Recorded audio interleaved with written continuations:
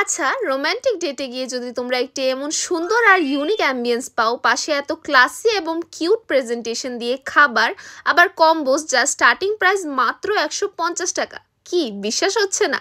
So এই Valentine's ডেতে burnout cafe, যা আগরতলার first super bike theme base cafe, নিয়ে এসেছে তোমাদের জন্য দারুণ অফার, যেখানে তোমরা পেয়ে যাবে দারুণ কম্বোস, তাও অ্যাফোর্ডেবল রেটসে। যেমন আমি নিয়েছিলাম একটি কম্বো যার মধ্যে ছিল দুটো মিল্ক কফি আর ফ্রেঞ্চ ফ্রাই অ্যাট ₹150 অনলি।